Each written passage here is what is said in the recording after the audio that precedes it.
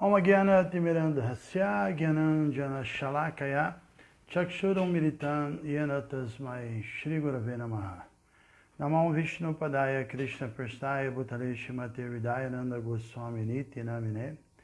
Namo Vishnu Padaya Krishna Prastaya Bhutale Shrimate Bhakti Vedanta Swami Niti Namine. Sri Krishna Chaitanya Prabhu Nityananda Shri Advaita Gadadhar Shivasari Gaura Bhakta Vrinda. Hare Krishna, Krishna Krishna, Hare Hare. Hare Rama, Rama Rama, Hare Hare. Mukhaṁ karoti vacharam pangulam ghayate girim. Yat kripatam aham vande Shri Gurum Dinatarinam. Shri Prabhupada Ki Jai.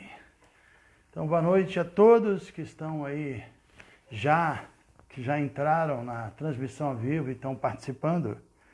Vamos dar aqui a continuidade nas nossas leituras, tanto dos versos da Bhagavad Gita, como ele é, traduzidos por Srila Prabhupada, quanto dos seus maravilhosos comentários. Então, o verso de hoje é o verso número 63 do capítulo 2, né?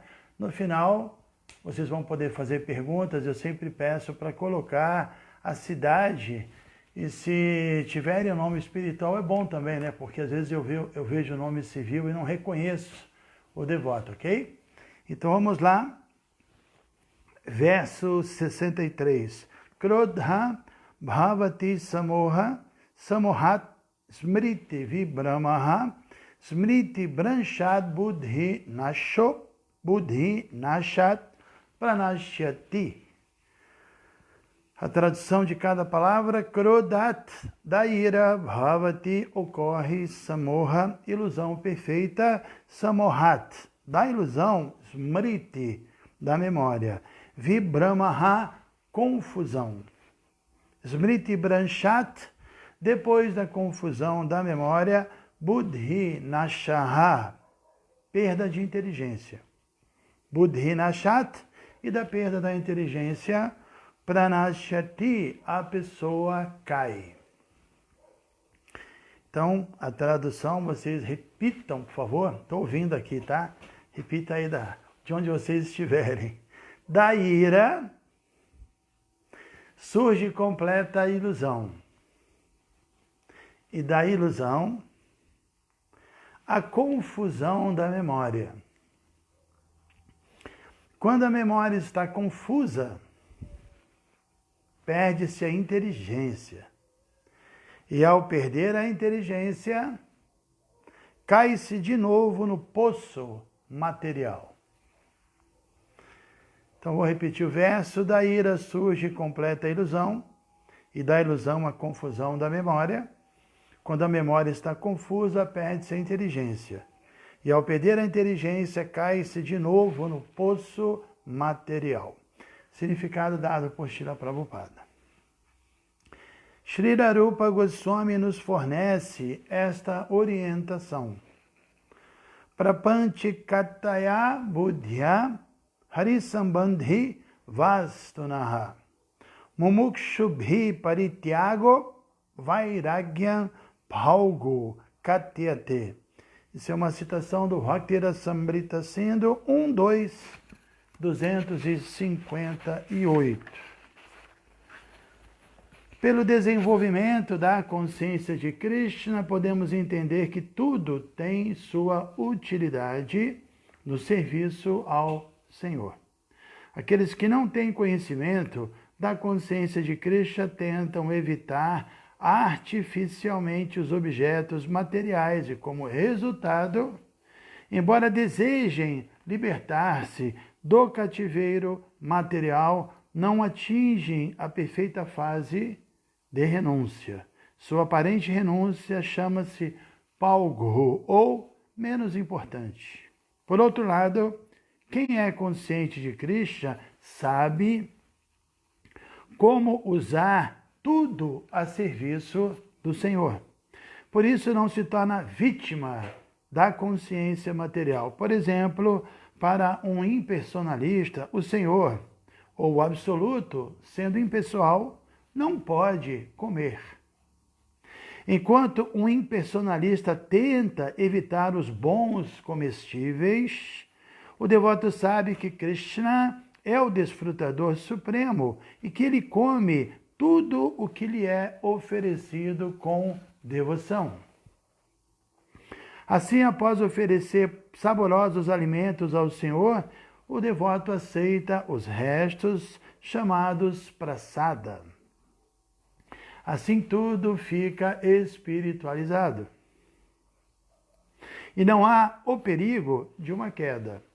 O devoto aceita prasada em consciência de Krishna, ao passo que o não devoto a rejeita, por considerá-la material.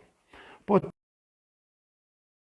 artificial, o impersonalista não pode gozar a vida, em virtude do que uma leve agitação da mente volta a arrastá-lo para o poço da existência material. Afirma-se que tal alma, mesmo que se eleve até o ponto da libertação, cai novamente, devido a não ter suporte no serviço devocional. Srila Prabhupada Ki Jai. Hare Krishna. Então estamos vendo aqui, né, quão científica é a consciência de Krishna. Não é meramente um caminho de fé. Fica bem claro, assim, qual é o procedimento, né, qual é o comportamento que um transcendentalista deve ter. E eu me lembro muito bem, a primeira vez que eu li a Bhagavad Gita foi em 79, eu já tinha uma base religiosa, né, eu já queria compreender Deus, eu estava nesse momento, mas eu sentia que eu patinava, que eu não conseguia andar muito, né? Porque eu simplesmente me apoiava numa fé que não era uma fé assim acompanhada de uma orientação filosófica bem definida de como eu deveria agir. Não estava muito claro. Eu ficava um pouco perdido. É por isso que Bhagavad Gita e também a consciência de Krishna eu vejo como uma ciência mesmo de autorrealização. Na verdade, a Bhagavad Gita é uma ciência tanto de autorrealização no sentido de nós nos realizarmos a nossa verdadeira identidade, quanto a realização de Deus, né? São essas duas coisas que elas estão interligadas. Só que, como eu disse, eu tinha tido uma base religiosa, eu queria realizar Deus, mas porque eu não tinha uma compreensão da minha verdadeira natureza, eu sentia que eu patinava, não conseguia avançar muito. E, sinceramente falando, né, depois que eu li a Bhagavad Gita de Prabhupada, eu senti que, uau, a coisa começou a fluir. Eu realmente peguei um caminho, né? Tudo começou a acontecer e eu senti mesmo que, como as escrituras dizem, em relação a elas mesmas, né? Ou seja, o conhecimento são como ventos favoráveis que empurram o nosso barco e que nos ajudam a avançar. Então você está nadando a favor da correnteza quando você pratica a consciência de Krishna baseado em conhecimento espiritual. Então, para mim, eu não costumo apresentar a consciência de Krishna como uma religião. Obviamente também porque se você for etimologicamente analisar essa palavra, definitivamente a consciência de Krishna tem essa função de nos religar. Mas hoje em dia o que se denomina religião é algo mais ou menos baseado em fé, e fé é uma coisa sentimental. A fé não vai salvar ninguém, pode salvar se ela se transformar em atitude, né? E por isso tem que ser uma fé científica. O que realmente vai nos ajudar, vai nos salvar, é o nosso comportamento, e evidentemente nós iremos nos comportar de acordo com a nossa compreensão. Por isso que eu vejo a consciência de Krishna como uma ciência espiritual mesmo. E Bhagavad Gita fez total diferença na minha vida e com certeza está fazendo total diferença na vida de muitos de vocês.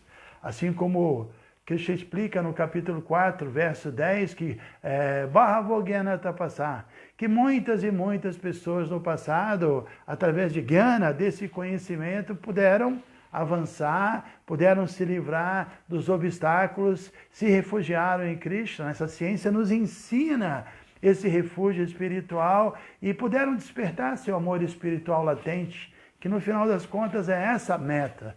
A autorrealização, a compreensão de que nós somos Brahman, nós somos uma parte integrante de Deus, né? E a compreensão de que Deus também é Brahman, mas Ele é o Param Brahman, Ele é o Espírito Supremo. Então, essas duas compreensões criam naturalmente um movimento da alma em direção a Deus.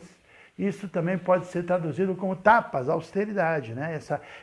Esse impulso que a alma tem, um impulso espontâneo, um impulso natural para ir na direção do Senhor Supremo, assim como a própria Rainha Kunti dá o exemplo do rio Ganges, né? Que o rio Ganges ele vai na direção do oceano e ninguém pode detê-lo. Eu sempre me lembro que eu li esse verso, eu estava em Rishikesh, numa pousada, numa curva assim, onde passava o Ganges, assim, bem forte, assim, com uma margem bem grande, uma água muito poderosa ali descendo, e aí eu lembrava desse verso da Rainha Kunti, né, que ela orava para Krishna, assim como o Ganges, ele flui para o oceano e ninguém consegue detê-lo, que minha devoção também flua para o oceano dos seus pés de lótus, e para que isso aconteça realmente, a ciência da consciência de Krishna, a Bhagavad Gita, todo o conhecimento védico são orientações precisas que empurram, né, as nossas águas, diríamos assim, para o oceano da consciência de Krishna. Tão definitivamente é realmente uma ciência espiritual. E agora a gente lê um verso que deixa isso muito claro. Deixa isso muito claro, assim como esse verso de hoje é bom lembrar que ele está conectado com o verso de ontem. Eu mencionei ontem que o verso de ontem, né, 62, e o de hoje, eles seriam como uma espécie de efeito dominó. Acho que todo mundo sabe o que eu estou querendo dizer. Se você colocar um monte de dominozinhos em pé, você derruba o primeiro derruba o segundo derruba o terceiro, e ele vai derrubando tudo, né? Então ontem nós lemos os 4 primeiros dominós, ou seja, primeiro, quando nós soltamos nossos sentidos e permitimos que nossos sentidos entrem em contato com objetos mundanos, o que vai acontecer? Sanga. Nós vamos nos associar com esse objeto mundano, a nossa consciência vai até lá, nós vamos nos conectar e vamos desenvolver apego por aquilo. Terceiro dominó. E desse apego vai vir kama, o desejo de desfrutar daquilo, e desse desejo o 4º dominó, ou seja, krodha. Nós vamos ficar irados, né? Vamos ficar infelizes, frustrados, caso não consigamos desfrutar dos nossos desejos. Então, como eu disse, primeira coisa, contemplou, depois veio a associação, o apego, depois do apego vem o desejo de desfrutar e, finalmente, a ira, que é krodha. E o verso de hoje começa desse ponto. Krodha bhavati samoha. Dessa ira, ou dessa frustração, vem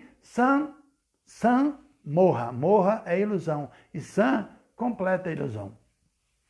Definitivamente, né, uma pessoa irada, ela fica completamente iludida, ela perde o senso da realidade, ela fica completamente enlouquecida e é quase que impossível evitar isso. Uma pessoa irada faz coisas assim que depois, quando a ira passa, ela se arrepende muito, né? Então a ilusão é uma consequência natural da ira, e depois samohat smriti vibhrama. E quando nós caímos nessa ilusão, smriti, a nossa memória vibhramaha, ela fica confusa, né? Todo devoto experimenta isso, a menos que ele já tenha atingido um estágio muito avançado. Nós experimentamos isso. Às vezes não conseguimos conter nossos sentidos e nos apegamos a certas coisas e acabamos desenvolvendo desejos materiais, ficamos frustrados e em seguida ficamos iludidos e perdemos a nossa memória espiritual, porque a palavra smriti é memória,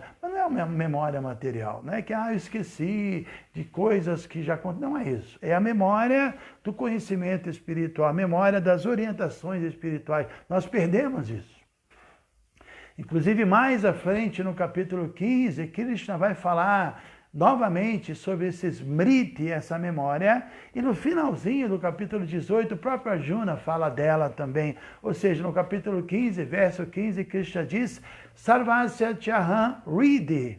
Sanivistaha, eu estou no Hridaya, no coração de todo mundo, Mata Smriti, de mim vem a memória. Então, Krishna nos dá esse conhecimento, ele vem à tona, ele rompe num momento precioso que a gente precisa dele, porque Krishna, no nosso coração, faz com que isso aconteça, caso, evidentemente, os nossos sentidos estejam sob controle. Se nossos sentidos estão descontrolados, perdemos essa conexão com Krishna, a conexão com o conhecimento espiritual, e a nossa memória se confunde, né? Esquecemos e deixamos de agir segundo as orientações de Krishna. Eu disse também que no finalzinho da Bhagavad Gita, Arjuna fala sobre a memória, e é um verso muito importante, já bem no final, é o último verso de Arjuna, quando Krishna pergunta: e aí, Arjuna, você entendeu, você decidiu o que você vai fazer, você já deliberou?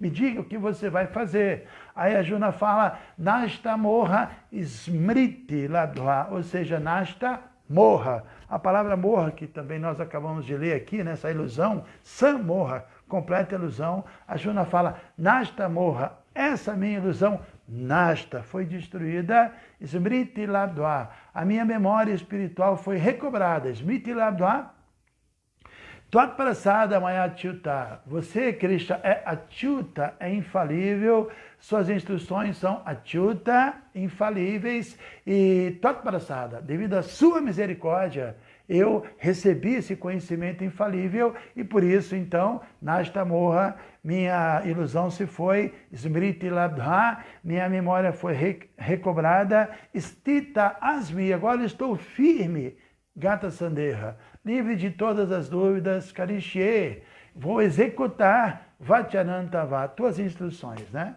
Ou seja, é o final glorioso da Bhagavad Gita, quando Arjuna fala, Krishna, está tudo certo comigo, recuperei minha consciência espiritual, já não tenho mais dúvida, estou completamente focado, vou seguir suas orientações, e aí então ele se tornou esse guerreiro vitorioso, conquistador de riquezas, uma pessoa extremamente assim célebre, celebrado no mundo todo, a nossa referência principal, né? Então é muito importante essa parte aqui da Bhagavad Gita.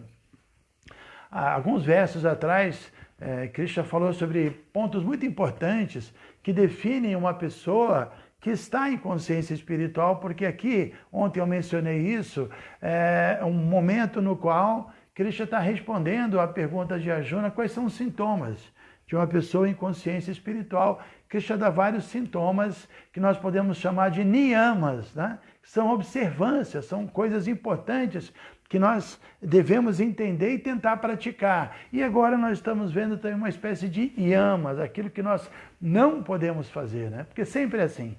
Você vai encontrar isso no Yoga Sutra de Patanjali, coisas que nós yamas temos que controlar, e niyamas, coisas que nós precisamos observar, ou seja, coisas que temos que deixar de fazer e coisas que precisamos fazer. Por isso, no início eu disse que é uma ciência espiritual. É uma ciência, não é fé, não se trata apenas de boa vontade, não é nada sentimental. Temos que compreender, e assim como eu disse que o Yoga Sutra prescreve yamas e niyamas, por exemplo, no Néctar da Instrução, que é um livro muito importante para todos nós, Upadeshamrita, que Prabhupada traduziu e intitulou como Néctar da Instrução, também nos versos 2 e 3, Rupa Goswami, ele fala 6 yamas e 6 niyamas, né? 6 coisas que são desfavoráveis para a vida espiritual, que são os niyamas, que é o verso, me parece que o 3, e o verso 2, as 6 coisas que são favoráveis, que precisamos observar. E quais são as desfavoráveis? Atyahara, prayasas cha prajalpo niyamagraha, janasangas cha lolyancha, Shabir Bhaktir Pranashati. Pranashati significa, isso destrói nossa Bhakti. Sabe, 6 coisas destroem a nossa devoção. Primeiro, Atyahara. Consumir mais do que o necessário. Arrecadar mais do que o necessário. Essa cobiça, né? Acreditar nas soluções materiais, não ter uma vida simples, querer a qualquer custo ter muito conforto, comer sofisticadamente, desfrutar sofisticadamente, tudo isso é atyahara. Ahara geralmente é traduzido como comer, mas como todo mundo sabe, nós não comemos apenas com a boca, né? Nós comemos com os olhos, com os ouvidos, ou seja, consumimos o tempo todo. Então, no processo espiritual, a gente tem que consumir pouco. A gente tem que ter uma vida regulada, tem que controlar, tem que ter equilíbrio. Então, atyahara, se render a um desfrute imenso, a comilanças e prazeres, isso destrói a nossa vida espiritual. Atyahara prayashas. Atyahara prayashas significa se esforçar por coisas mundanas. O que significa isso? Que às vezes, né, nós, em detrimento de obter uma posição material, sacrificamos o nosso sadhana, a nossa disciplina espiritual, a nossa vida espiritual, nos esforçamos, colocamos demais a nossa energia nas coisas materiais e não conseguimos praticar a vida espiritual. Isso é prayashas, um esforço desnecessário, colocar energia em coisas que realmente são inúteis, que vão nos conectar demais com a energia material e vão nos enfraquecer. Então isso é prayashas. Atyahara prayashas cha prajalpa. Prajalpa é conversa desnecessária. O silêncio é muito importante. Obviamente o devoto não fica o tempo todo calado, nós devemos falar quando temos oportunidade de ajudar as pessoas, de falar sobre Krishna, e mesmo no convívio social é natural, algumas conversas, mas tudo tem seu limite, né? Prajalpa inclui conversas mundanas, conversas inúteis, conversas que simplesmente agitam a mente, distraem a mente, poluem a mente. E hoje em dia, com essa história do coronavírus, também nós devemos ter um certo cuidado, né?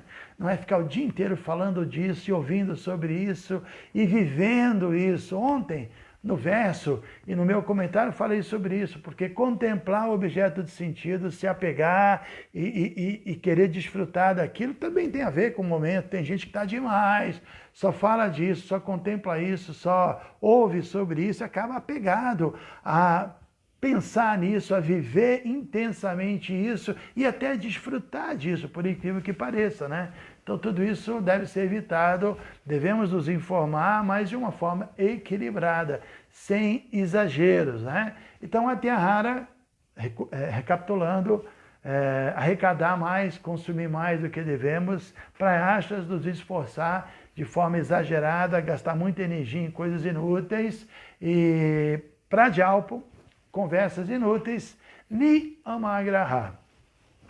Niyamagraha tem dois significados, segundo Prabhupada. Significa você não seguir as regras e regulações, niyamas, né?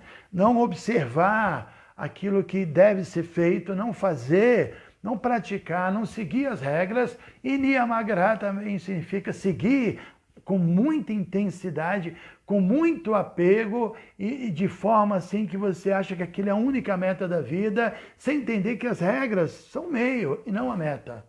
Nós seguimos certas regras, mas de uma forma tranquila e queremos, em última análise, concentrar nossa mente em Krishna, não virar um paranoico com regras. É muito importante segui-las, mas de uma forma também tranquila, né? E também Niyamagraha significa você seguir ou seguir de uma forma, diríamos assim, mecânica, que significa não seguir. Né? Porque se seguirmos as regras mecanicamente, sem entender o significado delas, vai ser algo artificial. Então, não é importante. Então, Niyamagraha tem esses dois significados. Não seguir ou seguir mecanicamente, ok? Jnana Sanghas, que é o quinto item, significa nos associarmos com pessoas de mentalidade mundana.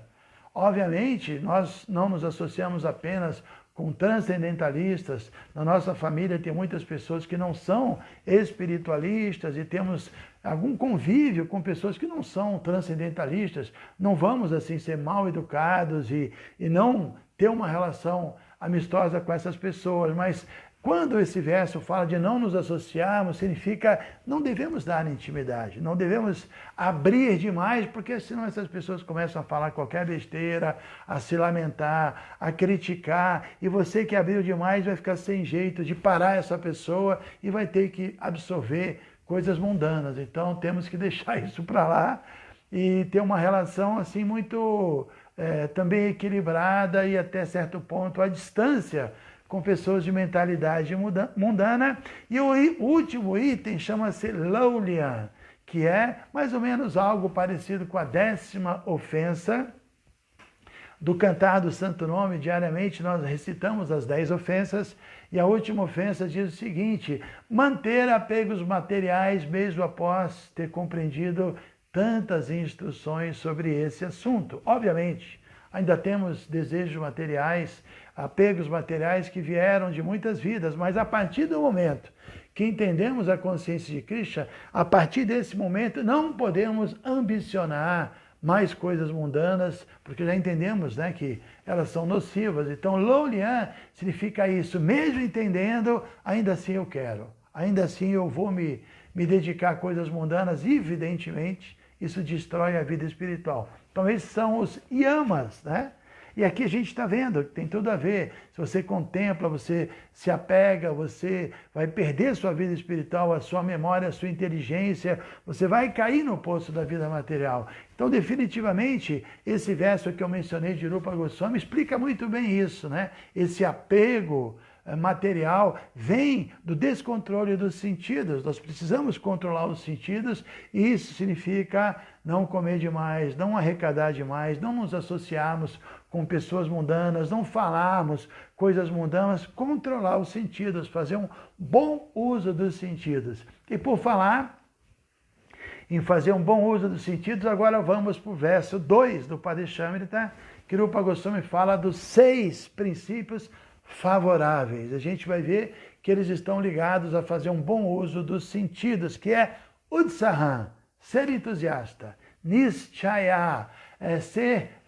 paciente, e Dhairat, ou melhor, Utsaha, entusiasmo, Nischaya vem da palavra Nishta, que é essa estabilidade, essa tranquilidade, essa paciência mesmo, e Dhairyat, que é a terceira coisa, vem da palavra Dhira, sobriedade. Então a tradução de Prabhupada é ser entusiasta, esforçar-se com confiança e ser paciente. Essas 3 coisas são muito importantes, né? Se você tem entusiasmo, mas não tem paciência, nem tem confiança, seu entusiasmo em algum momento vai acabar. Se você tem confiança, mas não age com entusiasmo e também não tem paciência, sua confiança vai acabar. E se você é muito paciente, mas não tem confiança e não tem entusiasmo, a sua paciência também vai acabar, né? Então essas 3 coisas, elas são muito importantes e elas estão interrelacionadas. O verdadeiro entusiasmo tem que estar acompanhado também de paciência e confiança. A verdadeira paciência, no modo da bondade, tem que estar acompanhada de entusiasmo e de confiança. Já nem sei o que eu falei, mas dá para entender, né? Essas 3 coisas são muito importantes, são nossos niyamas e está completamente ligada à ocupação no serviço devocional. Então é isso. Utsaha, Nischaya, Dhaira e Tatakarma Pravartana. Praticar as regras e regulações, seguir as instruções do mestre espiritual, seguir as orientações de Prabhupada, Tatakarma Pravartana. Fazer aquilo que as escrituras védicas prescrevem e, de novo, Krishna fala de um ponto, ou melhor, Rupa Goswami fala de um ponto que ele já falou, que é Sangatyaga, porque ele diz que temos que abandonar a companhia das pessoas mundanas. Então, abandonar a companhia das pessoas mundanas é repetido nos 2. Ela é favorável, e se você não fizer isso, ela é desfavorável. Então, é importante perceber que ele enfatizou nesse ponto de tão prejudicial que é a associação com pessoas mundanas, luxuriosas, invejosas, ateístas, lamentadoras e por aí vai, né? Então, e finalmente, o 6º item é Satovrite, seguir os passos dos Sataha, dos devotos. Aquelas pessoas que entenderam a verdade e que estão aplicando a verdade em suas vidas. Então, de novo, eu me lembro do início, né, dessa fala de hoje, que é uma ciência. Se nós conseguirmos evitar as 6 coisas que destroem a nossa vida espiritual e executar as 6 coisas que são favoráveis, nós vamos estar realmente abrigados em consciência de Krishna, e esse abrigo é tudo que a gente precisa fazer, é o próprio significado da vida espiritual, né? O Brahma fala sobre isso. Samashritaye pada palava plavam Mahatpadam Puna Yasho Murare Bhavam Budir Vatsapadam Param Padam Padam Padam Yadvipadam Nateshan. Imagina, Brahma, esposo da deusa da fortuna, o maior sábio do universo, ele recomenda isso. Samashritaye, aquele que Ashrita se abrigou completamente, Padapalava Plavando, os pés de lótus de Krishna, que é comparado a um barco, né? Esse mundo, Bhavam-budir, é um oceano intransponível, mas se nós entramos no barco do conhecimento, no barco da consciência de Krishna, os pés de lótus de Krishna são comparados a esse barco, né? Assim, uma pétala de lótus, ela tem assim, mais ou menos o formato de um barco, ela é impermeável. Então, nos jogarmos nesse conhecimento, praticarmos a consciência de Krishna, nos abrigarmos nos pés de lótus de Krishna, sobre a Madhya, Mashritaye, Padapalava Plaham, Mahatpadam Punya Yasho Murari. E Krishna é Murari, ele é o inimigo da dúvida, ele é Yashaha, famoso como refúgio de toda manifestação cósmica. Se nós fizermos isso, Padam Padam Yadvipadam Nateshan, ele diz o seguinte, que esse mundo material, que é perigoso, a cada passo surgem perigos cada vez mais, e esse oceano material com tantos perigos passa a ser comparado a uma pequena pocinha d'água que é muito fácil você cruzar, né? Então, mesmo oceano intransponível, cheio de perigo, quando você se refugia, segue as instruções de Rupa Goswami, do Padeshamrita, cumpre com os niyamas, né? Age com entusiasmo, com paciência, com confiança, segue as regras e regulações e por aí vai, e evita aquilo que prejudica. Então, esse mundo que é tão difícil, fica fácil cruzar o oceano. É o que Krishna diz da Gita também. Daiviyesha gunamai mamamaya durateya. Samaya, ela é durateya, ninguém consegue se livrar dela. Mam evaye prapanyante. Mas se você se entregar a mim, o que vai acontecer? Mayametantarantite. Vai ser fácil superar essa Maya. Então, essa entrega a Krishna, eu tenho dito que essa entrega a Krishna é entrega a o que Krishna diz na Gita. Não é me entregar a Krishna, mas eu não sei as orientações dele. Temos que nos entregar, temos que nos render ao conhecimento espiritual. Nos render significa, eu quero Jnana, quero obtê-lo, e quero Vijnana, quero aplicá-lo.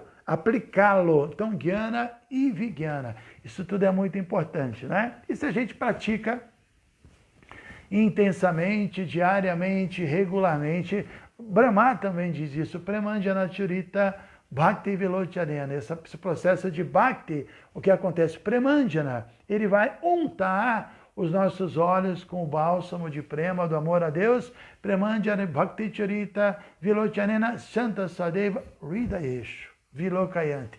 Aí nós iremos ver Krishna no nosso coração, e em todo ato, em todo lugar, no coração de todo mundo, vamos ver Shama Sundara Chintya Guna Swarupa, essa forma atinta, inconcebível de Krishna, chamado Shama Sundara, belo, da cor de uma nuvem enegrecida, né? Vamos conseguir ver Krishna em tudo e vamos estar completamente tranquilos, entusiastas, sob o refúgio de Krishna.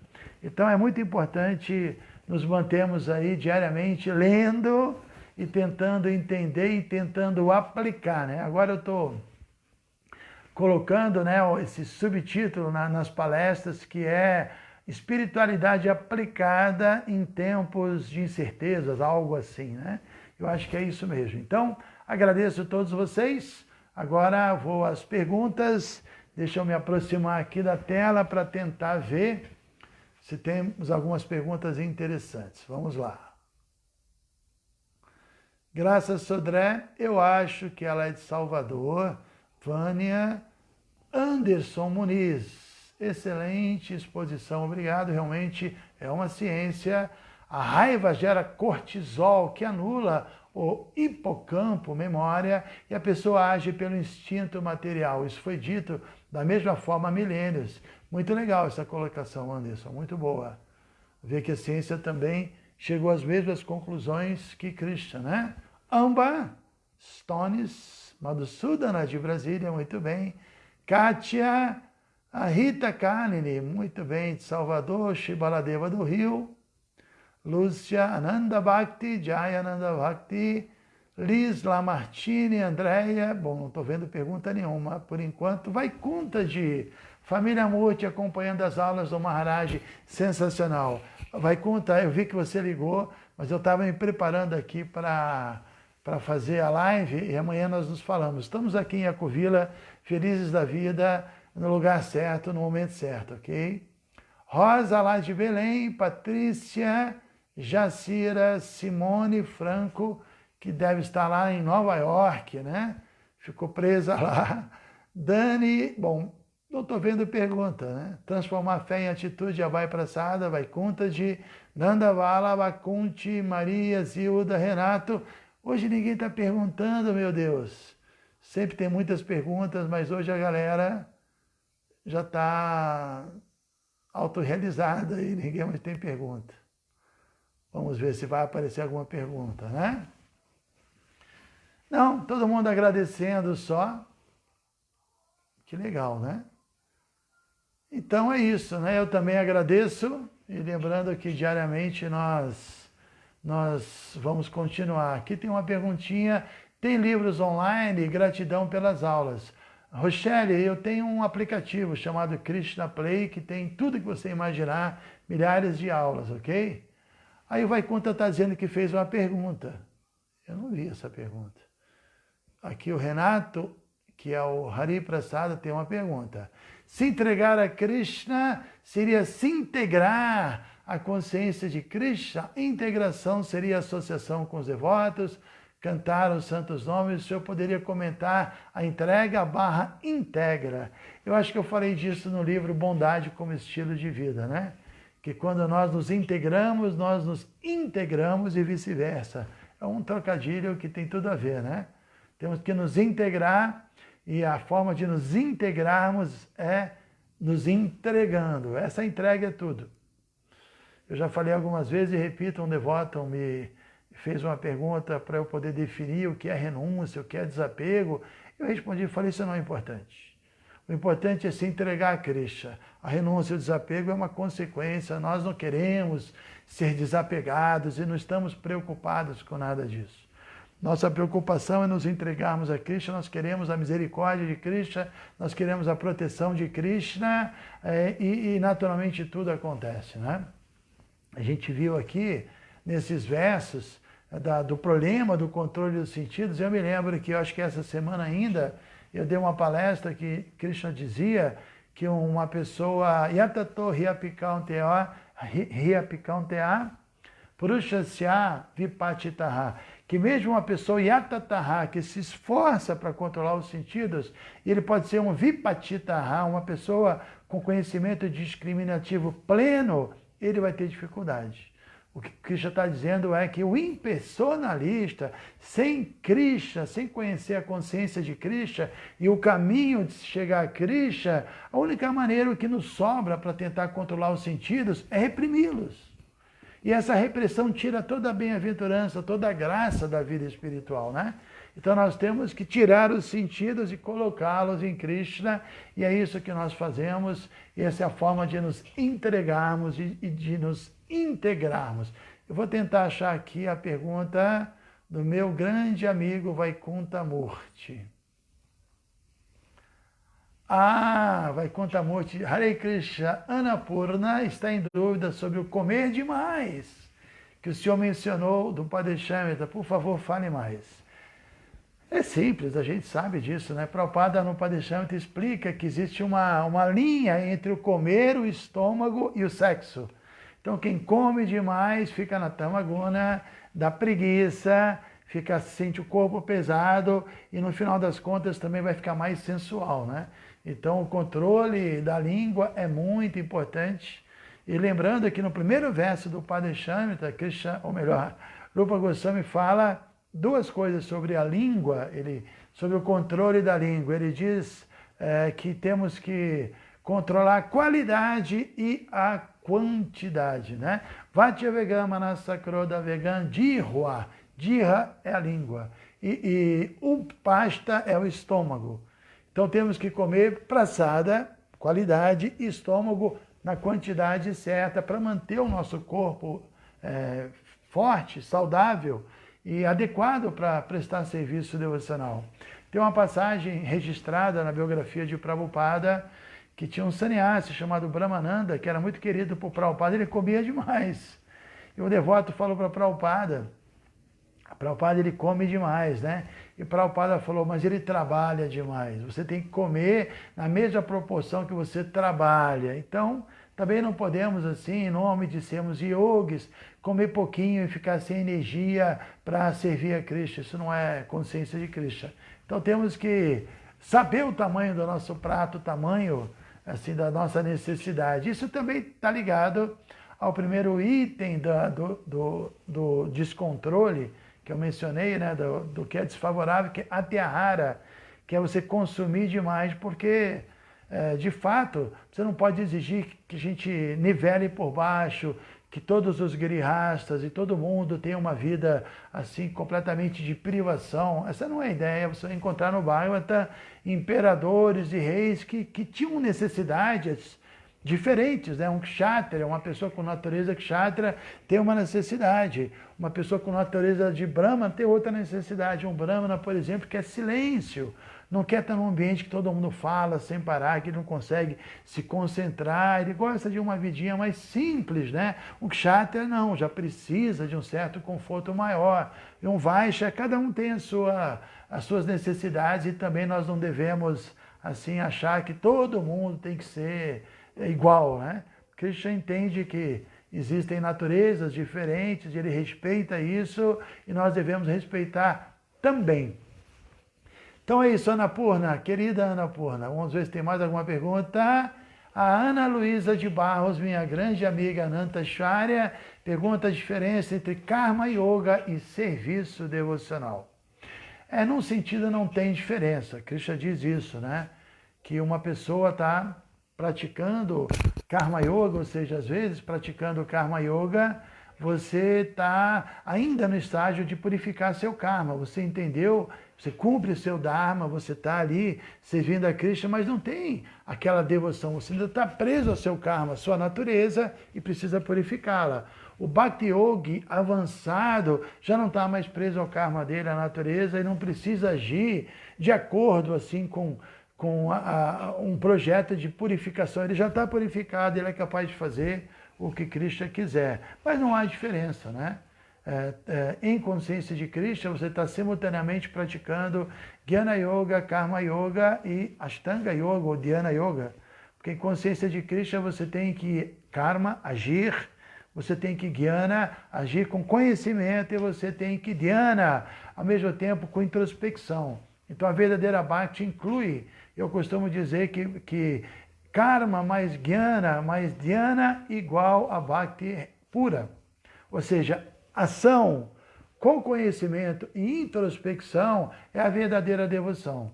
Então, a nossa filosofia é essa. Ela explica que Karma Yoga e Bhakti Yoga são simultaneamente iguais e diferentes.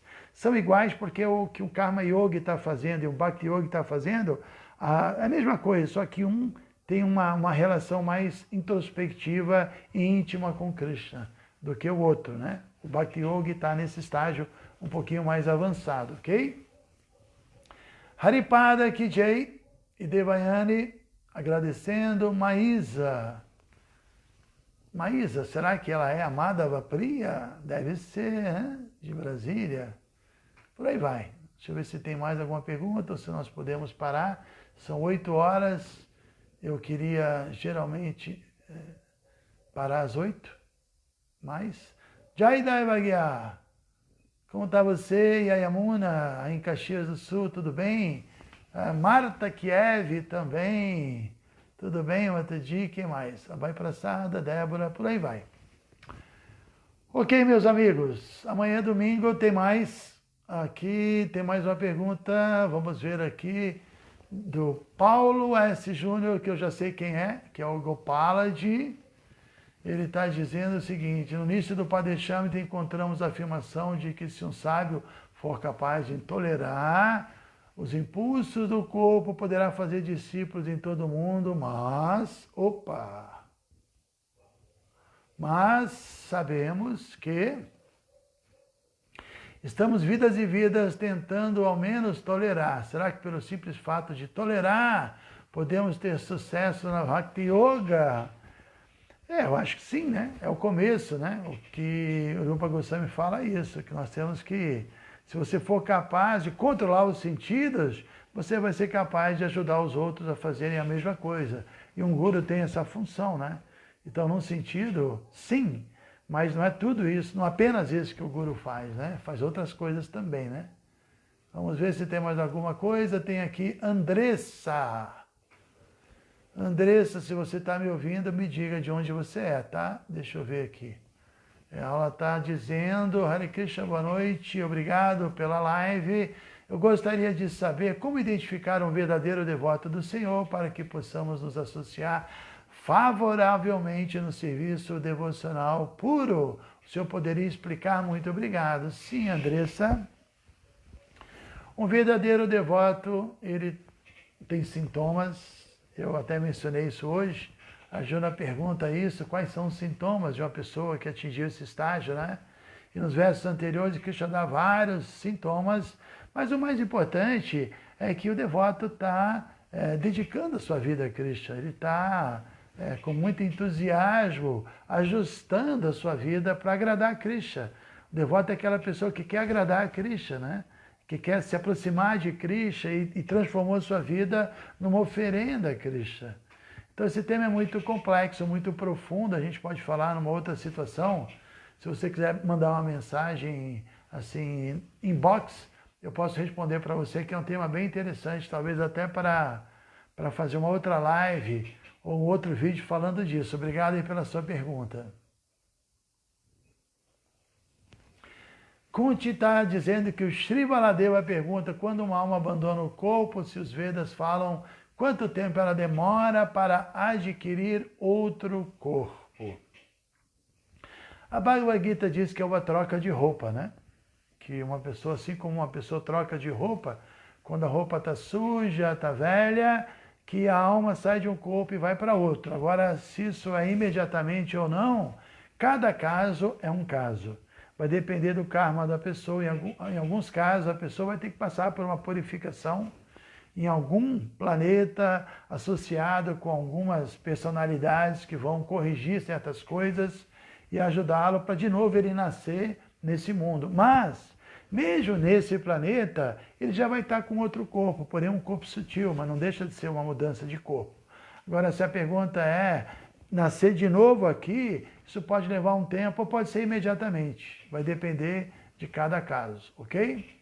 Então, 8h05, mais uma vez, muito obrigado. E espero vocês amanhã, 7h15, lendo o Srimad Bhagavata e continuando, nos conectando com Prabhupada, que essa é a posição mais segura no universo, tá bem? Hare Krishna.